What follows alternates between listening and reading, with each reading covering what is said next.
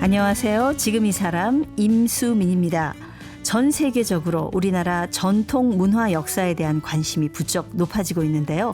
경주에서는 에이펙 정상회의를 앞두고 신라의 금관 6점을 한자리에서 볼 수 있는 특별한 전시가 열립니다. 전 세계적으로 고대 금관은 13점뿐인데요. 우리나라가 그중에서 7점을 보유하고 있다고 합니다. 그만큼 금관이 귀하다 보니 국내외에 흩어져서 전시되고 있는데요. 금관이 우리나라에서 발굴된 지 104년 만에 6점을 경주 국립박물관 한자리에서 만나볼 수 있게 됐습니다. 1000년 전 신라의 왕과 왕비가 썼던 금관을 옮기는 날이면 잠도 설치게 된다는 국립경주박물관의 김대환 큐레이터 지금 만나봅니다.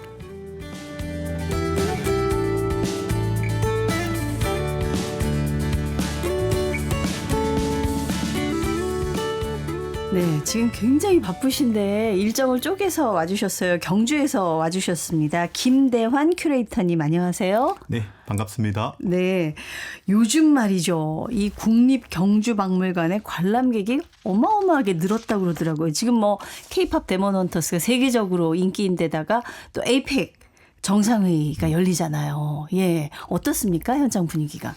네, 예전보다 확실히 그 외국인 관광객이 많이 늘어났어요. 네. 캐대언의 영향도 있고 한국 특히 경주를 보고 싶어하는 분들이 굉장히 늘었습니다. 네, 정말 반가운 소식이 아닌가 싶습니다. 얼마 전에 그 박물관 앞마당에 우리가 흔히 에밀레종이라고 알고 있잖아요. 국보인 성덕대왕 신종 타종 행사가 있었다고 하는데 그 울림이 굉장했다고 들었습니다. 현장에서 들으셨죠? 네, 직접 들었죠. 네. 성덕대왕 신종은 그 에밀레종이라는 이름으로 잘 알려져 있습니다. 네.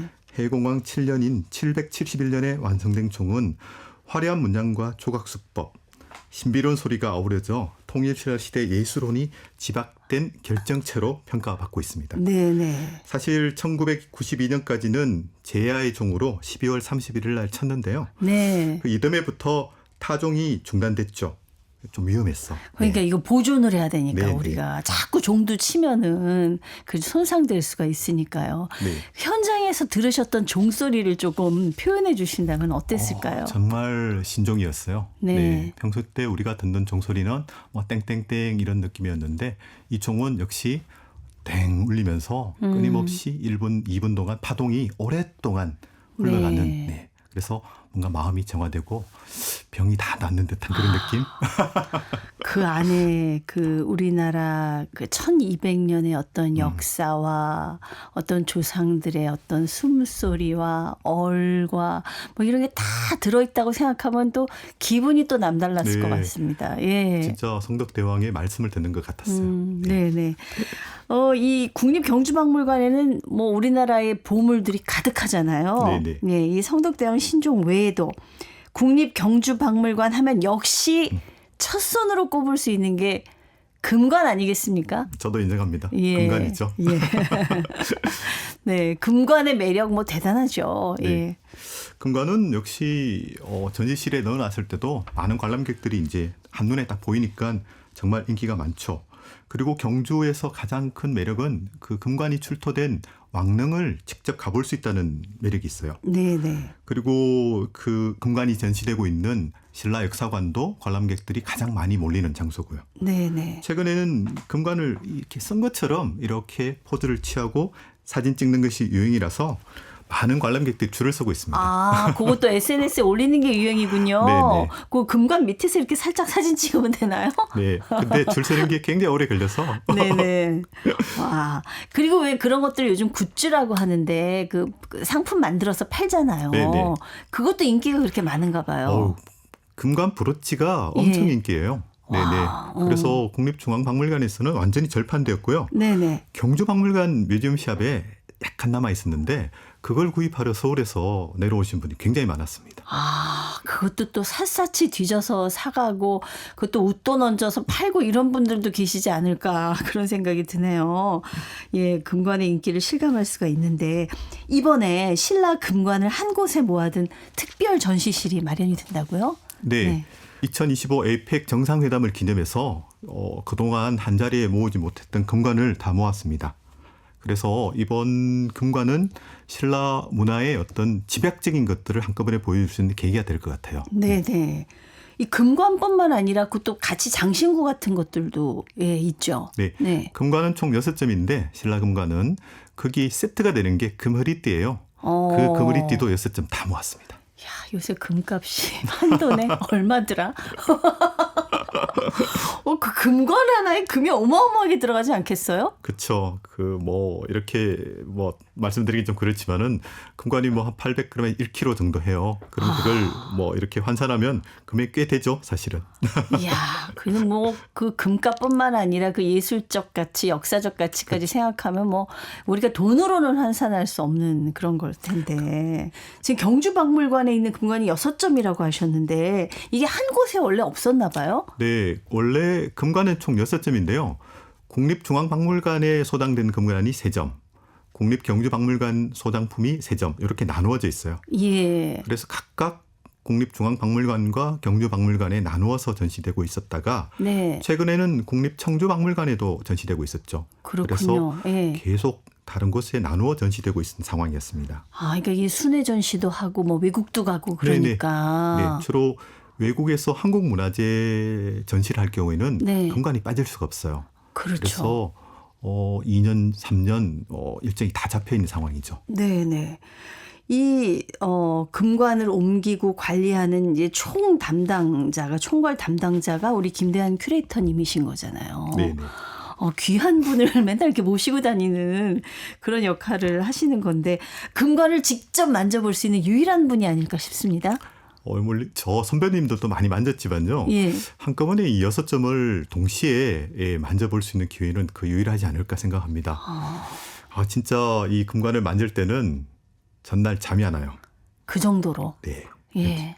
불안하고 조심스럽고 안전하게 모셔야 되니까요. 그리고 전시실에 전시하잖아요. 네. 그날은 잠이 잘 안 와요. 그 정도로. 혹시라도 문제가 생길까 봐. 그래서 다음날 아침에 새벽같이 가서 예. 확인하죠. 보안을 어마어마하게 하겠죠. 보안도 그렇고 안전도 그렇고 네. 지진 대비 그리고 여러 가지 온도, 습도를 정확하게 맞춰서 금관이 잘 보존될 수 있도록 만전을 기하죠. 네. 이것도 맨손으로는 못 만지죠. 금관은. 네네. 그래서 이 손에 땀이나 어떤 다른 것들이 많이 있잖아요. 그래서 네. 그 어려용 장갑을 끼고 유물 만지는 전용 장갑이 있어요. 예. 그 장갑을 끼고 만져야 되죠. 네. 그러니까 해외 나가시면 금관이 참 존칭이 나오네요. 존댓말이. 금관이 해외 나가실 때는 우리 김대환 큐레이터님도 같이 동행을 하는 거죠. 네, 그렇습니다. 진열장 열 때부터요. 외국에 진열장 들어갈 때까지 네. 항상 그 옆에 있죠. 그 화물칸에 보낼 수 없는 거잖아요. 화물칸에도 가장 안전한 곳에 일단 보내놓고 그 비행기를 제가 타죠. 예. 그럼 그땐 떨어져 있는 거잖아요. 어쩔 수 없죠. 너무 불안할 것 같은데요. 그래도 타기 전까지 하나하나 다 챙기고 탈 때도 계속 그 안전 고도나 비행기 안전을 생각하고 내렸어도 제일 먼저 그 금관을 먼저 찾습니다. 아니 왜 우리 짐 찾을 때 그 벨트에서 기다리잖아요. 네네. 금관이 거기서 나와요? 그 상황하고 다르게 좀 더 그렇죠. 특수하게 우리가 모셔야죠. 제가 너무 걱정이 돼서 사소한 질문까지 이렇게 드렸는데 이 금관을 이렇게 가까이서 보고 만져볼 수 있다는 게 바로 경주박물관 학예연구사만의 특권이 아닐까 싶습니다. 이게 박물관의 전시회도 또 조명도 받고 먼지도 쌓이고 그럴 것 같아서 이렇게 청소 같은 것들도 직접 해주셔야 되는지요? 네, 자주 해야 됩니다. 네. 알게 모르게 그 진열장 안에 먼지가 들어가기도 하고 하는데 그런 것들은 저희들이 자주 청소하고요. 금관 표면도 전문적인 과학자를 불러서 표면 정리도 하고 정비도 하고 그렇습니다. 네. 이번에 사실 경주 에이펙 정상회의 이제 세계적인 정상들이 한 자리에 모이는데 신라 금관 6점이 한 자리에 모인다고 대대적으로 보도가 됐습니다. 이게 그렇게 특별한 일인가요? 그렇죠. 신라 문화를 대표하는 것이 이 황금 문화인데요. 황금 문화는 귀걸이, 목걸이, 팔찌 많잖아요. 네. 그런데 이 금관이 황금 문화를 집약적으로 보여줄 수 있는 대표 인물입니다. 그걸 한 자리에 모은다는 자체가 엄청난 이벤트고요. 네네. 그리고 지금까지 그 금관을 한 자리에 모아서 전시한 적이 한 번도 없었습니다. 그래요? 예, 왜냐하면 어려워요. 한 자리에 모은다는 게. 네. 그래서 경주가 3점을 갖고 있고 다른 곳에도 전시되고 있지만은 이런 적이 없었기 때문에 그리고 앞으로 100년 동안 또 이런 적이 없을 거예요. 네. 와, 그러면 이제 금관을 한 자리에서 보려면은 무조건 가야 되네요. 이게 무조건 오셔야 됩니다. 전시를 언제부터 언제까지 하나요? 10월 28일부터 네. 12월 14일까지 딱 7주만 할 예정이에요. 네, 네. 7주 동안 네, 금관을 한 자리에서 보시려면 그때 경주 국립박물관을 방문을 하셔야 됩니다. 근데 사실 이 금관 6점을 좀 관리도 그렇고 편하니까 한 군데 이렇게 딱 모아서 전시하면은 좋지 않을까, 그냥 모아두면 되지 않을까 싶은데 이게 이렇게 어려운 일인가요? 금관들이 바쁘세요. 아, 기본적으로 예. 국립중앙박물관에는 단독 방이 있어요. 네, 거기에는 금관 한 분이 계속 계셔야 되고 예, 경주박물관에도 금관실이 있어요. 그래서 그 방에는 금관이 1년 365일 내내 있어야 돼요. 네네. 그렇다 보니까 그 두 점은 다른 곳을 떠날 수가 없죠. 그리고 다른 금관들은 해외 일정이 있어요. 아, 그래서 해외 전시에 늘 나가기 때문에 지금까지 금관이 발견된 104년 동안 이 6점의 금관이 한 자리에 모일 본 적이 한 번도 없었던 거죠. 그렇군요. 예. 대표 금관은 자리를 지키고 나머지 금관들은 이제 순회 공연을 하시고 네, 맞아요. 거의 뭐 세계적인 아이돌이라고 네. 이게 세계에서 찾는 데가 많은가 봐요. 외국에서 요즘 한국 문화유산에 관심이 많잖아요. 네네. 그래서 한국 문화유산을 이렇게 소개하는 전시회는 반드시 금관이 나가요. 네. 예를 들어서 과거에 그 유명한 미국의 메트로폴리탄 그 미술관에서 신라전을 했을 때도 이 네. 금관이 나갔고요. 예. 최근에 독일 드레스덴에서 신라 특별전을 했는데 한국 문화 특별전을 했는데 거기에도 금관을 꼭 보내달라고 요청을 합니다. 그래서 네. 거기에도 금관이 나갔죠. 대표 선수네요. 네네. 이 금관이 대단한 것이 사실 뭐 지금 기술로는 뭐 금관 얼마든지 바로 만들 수도 있겠지만 전 세계적으로 고대 금관이 몇 점 안 되는데 그중에서 우리나라가 제일 많이 금관을 보유하고 있다면서요. 네, 맞습니다. 세계적으로 아마 금관이 한 13점 정도 있다고 알려져 있는데요. 네. 그중에서 신라 금관이 한 6점, 절반 정도를 차지하죠. 네, 네. 가야에도 금관이 하나 있습니다마는 신라에서 금관을 가장 많이 만들었고 신라에서 만든 금관이 세계적인 독창성도 있고 금을 다루는 기술이나 장식은 세계 다른 곳에 내놓아도 절대 모자라지 않는 그런 금공품입니다.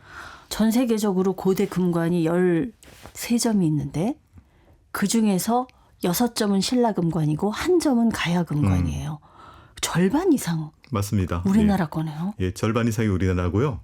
그런 면에서 우리나라는 금관의 나라라고 말해도 되죠.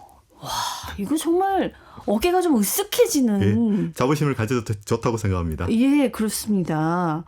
근데 금관은 이제 저희 신라의 왕만 쓴 것이 아니라 지금 가야 금관도 있는 걸 보면 이제 가야에서도 사용했다는 걸 알 수 있는데 왜 이렇게 유독 신라 금관의 가치를 높게 보는 걸까요? 세계적으로 13점 금관 중에 디자인에 있어서 이 패턴, 정형성이 있는 관은 신라 금관이 유일합니다. 금관을 사용한 시기가 한 150년 정도 되는데요. 네. 이 기간 동안 왕실의 마치 의장처럼 요즘 뭐 레갈리아라고 표현하는데요. 디자인을 유행했기 때문에 높이 평가할 수 있습니다. 네. 고구려나 백제, 가야에서는 그렇게 오랫동안 하나의 의장처럼 쓴 관은 없습니다. 아, 그렇군요. 그러니까 다른 곳의 금관은 제각각인데 여기는 어떤 스타일이 있다는 거죠. 맞아요. 어떤 네. 규칙이 있고. 예. 가야 금관 얘기 잠깐 하셨는데 이제 우리나라 발굴된 7점의 금관 중에 1점이 가야에서 발견됐다고 하셨어요. 이 신라 금관과 가야 금관의 차이점은 어디에 있습니까? 네. 머리띠로 만든 관이라는 점에서는 비슷하지만 이 장식에서 이 세운 장식에서 좀 달라요. 네. 예를 들어 신라 금관은 나무 모양의 어떤 장식을 갖고 있는데 가야 금관은 풀이나 꽃 모양이에요. 아, 맞아요. 신라 네. 금관 보면 나무 가지가 맞아요. 이렇게 올라간 것 같은 그런 느낌이 있죠. 네, 그리고 신라 금관에는 관 밑으로 이렇게 예쁜 드리개가 있는데요. 네. 가야 금관에는 그게 없는 게 차이점이죠.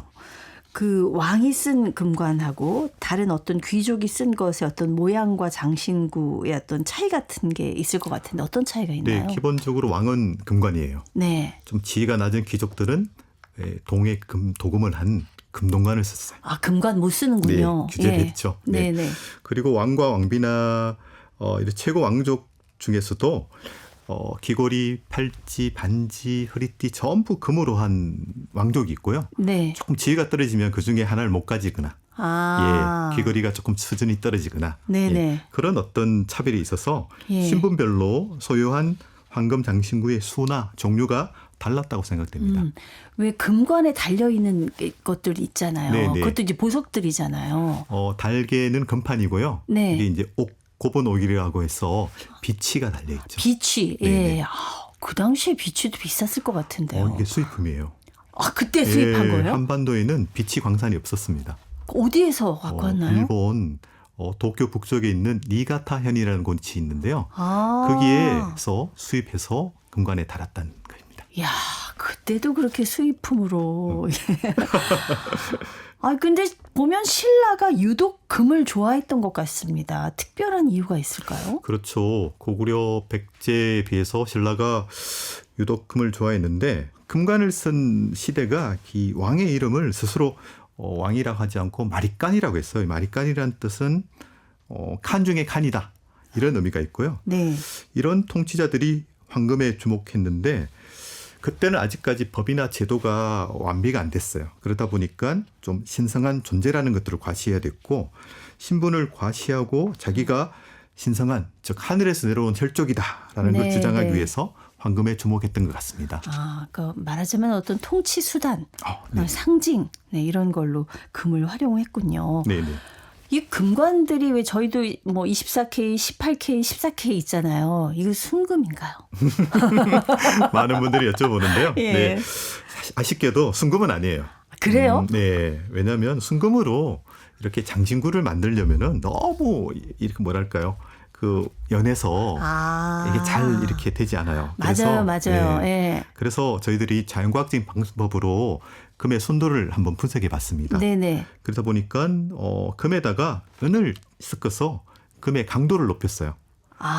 금관이 이렇게 보면은 이렇게 장식이 있으니까 이게 써야 되잖아요. 네네네. 쓰기 위해서 거기에다가 은을 넣어서 대체로 한 20K 정도 맞춰서 이렇게 금관을 제작했다고 알려져 있습니다. 24K 순금은 아니지만 18K보다는 금의 높죠. 어떤 함량이 더 높은. 네. 그렇군요. 이 금관들은 최초에 어떻게 발견이 됐습니까? 예, 흥미로운 에피소드가 굉장히 많습니다. 이 얘기만 해도 뭐 1시간 정도 해야 될 것 같은데요. 네네. 총 6점인데 3점은 우리가 식민지 시절 일제강점기 때 발견이 됐어요. 네. 1921년에 금관총이 발견됐고 24년에 금룡청 금관, 26년에 서봉청 금관, 그리고 광복 이후에 천마총 금관, 황남대총 북분 금관이 발굴되었습니다. 네네. 이거 어떻게 발견을 하게 된 건가요? 21년도 금관총 금관은요. 우연하게 집을 확장하다가 무덤이 파괴돼서 거기서 나왔어요. 정말 우연하게 발견된 그냥 거죠. 모르고 공사하다가. 네네. 그게 무덤인 걸 몰랐죠. 네네. 그렇게 발견됐다가 그 옆에 작은 무덤들이 많다 보니까 그 금관을 보러 온 당시 조선 총독부 총독이 무덤 하나 더 파자, 금관 하나 더 발굴하고 싶었다라는 이야기를 해요. 그래서 그 옆에 있는 무덤을 파괴되었는데 또 금관이 나왔죠. 1924년도에. 근데 거기는 이제 금관이 나왔으니까 이름을 금관총으로 붙이지 못하고 금으로 만든 방울이 나왔으니까 금방울로 나온 무덤이라서 금룡총. 금룡총인 네네. 금방울이다. 네. 예. 그리고 서봉청 금관은 1926년도에 발굴하게 되었는데요. 경주역을 만드는데 흙이 모자랐어요. 네. 편편하게 해야 되잖아요. 근데 흙을 그냥 서봉청의 무덤에서 그걸 가져와서 공사에 쓰고 남았는 부분을 발굴하다가 금관이 발견됐죠. 네. 세상에, 아니 왕릉에 흙을 퍼다가 공사를 했다고요? 그렇죠. 참 문제가 많은 상황이었는데요. 더 나쁜 것은 이 금관을 다 발굴해 놓고도 그때 스웨덴 황태자가 결혼을 하고 신혼여행에 왔어요. 네. 일본 나라 교토로. 근데 그때 경주에 이 금관이 발굴되고 있다는 소식을 듣고 이 일본 제국의 정치자가들이 이 스웨덴 황태자를 데리고 경주에 옵니다. 이걸 보려고? 네. 왜냐하면 스웨덴 황태자가 전공이 고고학이었어요. 네. 그래서 이걸 보여줌으로써 금관을 다시 묻어놓고 황태자 보고 여기를 파보라라고 하고 황태자는 거기를 파보면서 와 금관이 발견되었구나라고 이렇게 해서 엄청난 이벤트를 만들었죠. 네. 말하자면 속된 말로 쇼를 예, 맞아요. 쇼를 했네요. 그래서 그 어떤 정치적인 이벤트에다가 그 식민지의 그 문화유산을 활용했다는 점에서 많이 비판을 받고 있습니다. 되게 무례한 얘기죠. 왕의 무덤인데 말이죠. 네. 예. 이름도 그 당시에 이제 스웨덴을 한자로 서전이라 했어요. 네. 서전의 서자를 가져오고 그 금관에 봉황이 달려 있으니까 봉황의 봉자를 해서 서봉총이라 이름을 지었죠. 아, 네. 그래서 서봉총이라는 네, 이름이 그렇습니다. 스웨덴에서 왔군요. 그리고 광복 이후에 천마총과 예. 황남대총 북분을 발굴해서 두 점의 금관을 찾게 되었죠. 네.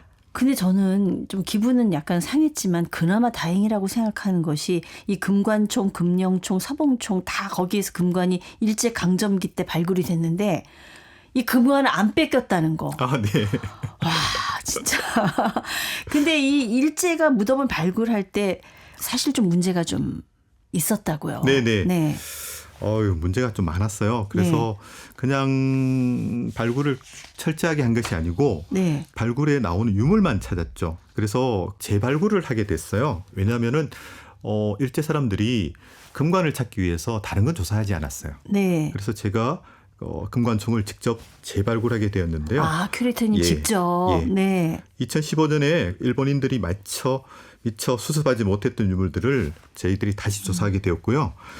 그 금관총의 주인공이 누구인지 몰랐는데요. 네네. 그 재발굴을 통해서 이사지 왕이라는 왕의 이름이 나왔어요. 아. 그래서 그 무덤의 주인공이 이사지 왕이라는 사람이라는 걸 알게 됐고요. 네네. 그 성과로 인해 가지고 지금 그 금관총에는 박물관이 지어져 있습니다. 그렇군요. 네, 대단한 일을 하셨습니다. 그 금관총에 가서 다시 발굴 작업을 할 때, 그리고 또 새로운 유물을 만났을 때, 우리 큐레이터님 기분이 어떠셨을까요? 발굴 때도 되게 힘들었어요. 네. 왜냐하면은 워낙 중요한 유적을 발굴하게 되니까 되게 어려웠고요.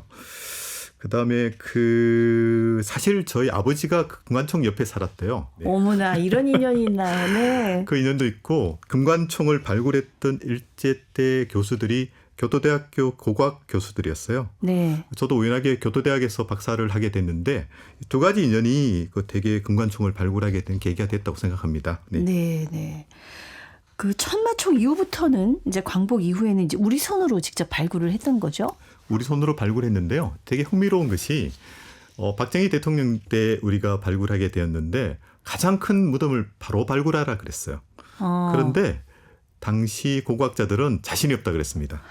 훼손될까 봐. 네네. 그랬더니 그 옆에 있는 작은 무덤을 연습 삼아 파보고 네. 그다음에 다른 큰 무덤으로 가라 했는데 그 작은 무덤에서 금관이 나와서 세상을 놀라게 했죠. 네, 그게 바로 천마총이었습니다. 그게 천마총이었군요. 네. 네. 이제 연습을 했죠. 그러니까 이제 큰 무덤을 발굴했는데 그것이 황남대총이라는 쌍분이었습니다. 무덤이 두 개예요. 북쪽에 네. 무덤이 하나 있고 남쪽에 하나 있는데 흥미롭게 여성인 무덤인 북쪽 무덤에서만 금관이 나오고 남성의 무덤인 남쪽 무덤에서는 금관이 아닌 금동관이 나와서 많은 사람들을 놀라게 했습니다. 그러면 혹시 여왕이었을까요? 그때는 아직 여왕이 없을 때고요. 그 이후에 여왕이 있는데 네. 그래서 논쟁이 엄청 많은데 아무래도 왕은 아마 금관보다 수준이 낮은 금동관을 썼고 왕비가 금관을 쓰고 있었던 것은 왕이 왕비보다 좀 수준이 낮은 신분 아니었나 이렇게 생각하는 분이 많아요. 왕비가 그러니까 태어난 신분 자체가 왕비가 더 높았다. 네. 그렇게 추측을 하신다는 말씀이군요. 네. 참 흥미롭습니다. 아직도 우리가 발견해내야 될 것들이 많은데요. 이 금관이 발굴된 무덤들의 이름이 다 다르잖아요. 뭐 금관총, 금령총, 서봉총, 천마총, 황남대총. 이게 이름은 어떻게 붙이나요? 네, 그 이름 붙이는 게 일제 강점기 때 그 무덤에서 나온 대표 유물을 가지고 뭐뭐 무덤이다, 뭐뭐 땡땡 총이라고 하는 게 유행이었습니다. 네. 그래서 저희들이 이제 무덤을 이렇게 이름 붙일 때 금관이 나왔기 때문에 금관총, 금방울이 나왔기 때문에 금령총, 뭐 서봉총 이렇게 이름을 붙였죠. 네. 네. 주인공을 모르니까 그렇게 붙일 수밖에 없었죠. 그 주인공을 찾으면은 그 왕의 이름을 붙일 텐데. 지금은 금관총을 이사지 왕의 무덤이다라고 불러야 되는 사람들도 많습니다. 네. 우리나라에서 발굴된 7점의 금관 중에서 우리 큐레이터님, 김대현 큐레이터님이 최고로 치는 금관은 뭘까요? 저는 개인적으로 황남대총 북분에서 나온 금관을 가장 예쁘게 보고 있습니다. 아까 왕비가 쓴 것 같다는 그 금관이요? 네. 그 왕관의 주인공이 너무 궁금합니다. 예. 네. 104년 만에 신라 금관이 이제 한 자리에 모이는데요. 이 국립중앙박물관 황남대청 금관 전시장 이제 당분간은 비겠네요. 그렇죠? 이렇게 귀하게 한 자리에서 보게 되는 금관 관람할 때 어떤 걸 좀 신경 쓰면서 보면 좋을까요? 네. 저희들은 한 3가지 정도의 그 관점을 제안하고 싶어요. 금관을 당시에 만들었을 때 만든 사람은 어떤 생각을 갖고 만들었을지, 그리고 이제 그 금관을 받아서 쓴 사람은 어떤 사람이고 신분이 어땠고 어떤 모습이었을까, 그리고 마지막으로 아마 그것을 발굴하고 연구했던 저희 같은 사람이죠. 저희는 어떻게 그걸 해석하고 있는지 이 3가지 입장에서 좀 관심을 갖고 금관을 보시면 좋겠습니다. 네, 네.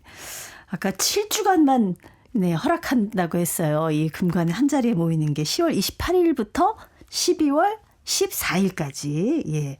104년 만에 전시고 앞으로도 없을 거랍니다. 네, 쉽지 않다고 합니다. 이 경주에 사실 아직 발굴하지 않은 무덤이 더 많죠. 네, 맞습니다. 그렇죠. 그럼 이제 금관이 또 나올 수도 있겠네요. 네.